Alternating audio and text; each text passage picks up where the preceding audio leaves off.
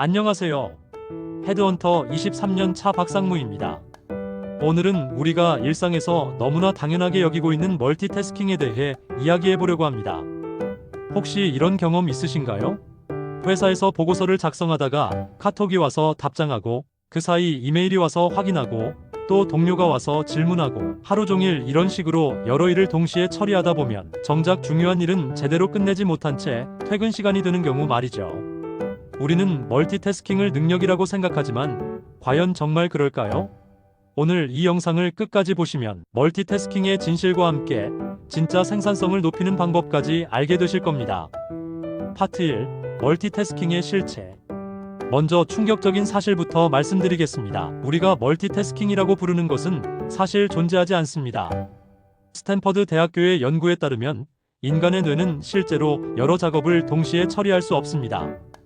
우리가 멀티태스킹이라고 생각하는 것은 사실 태스크 스위칭, 즉 여러 작업을 빠르게 전환하며 처리하는 것입니다.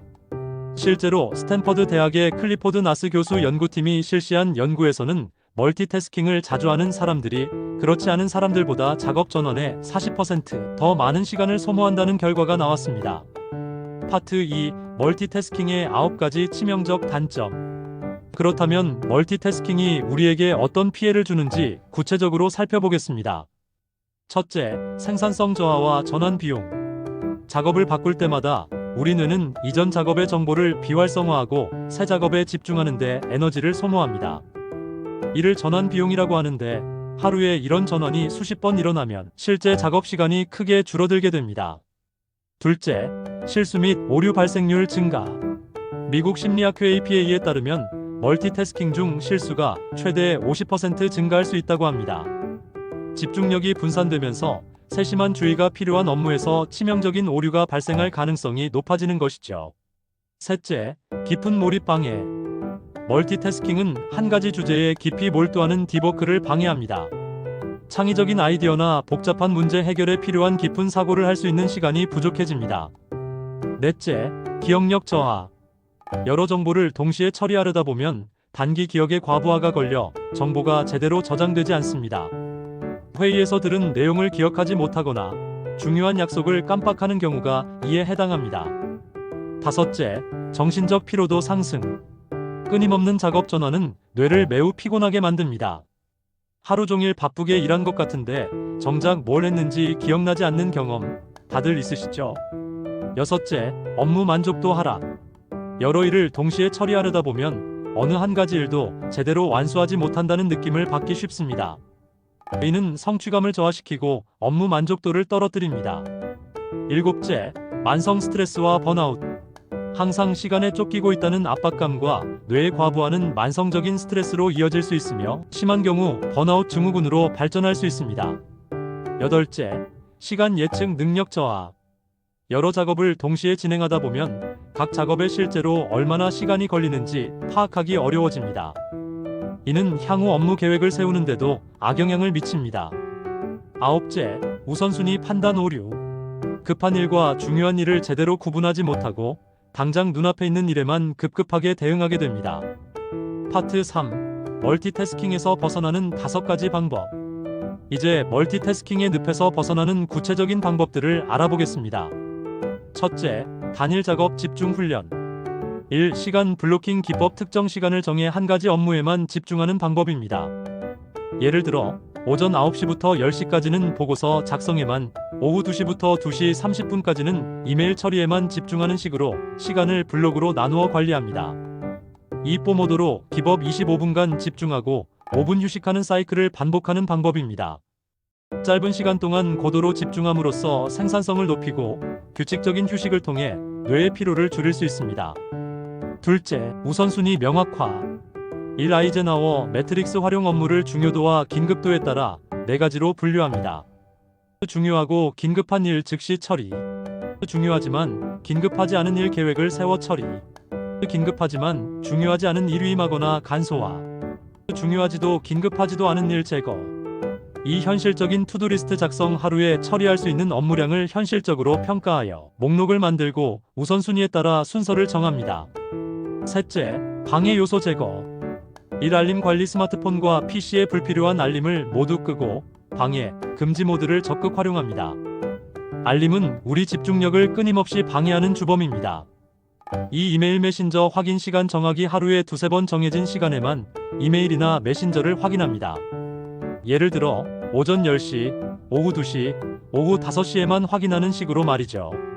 넷째, 소통과 기대치 조정. 업무 요청을 받을 때 지금 당장 해야 하는 일인가요? 언제까지 완료해야 할까요?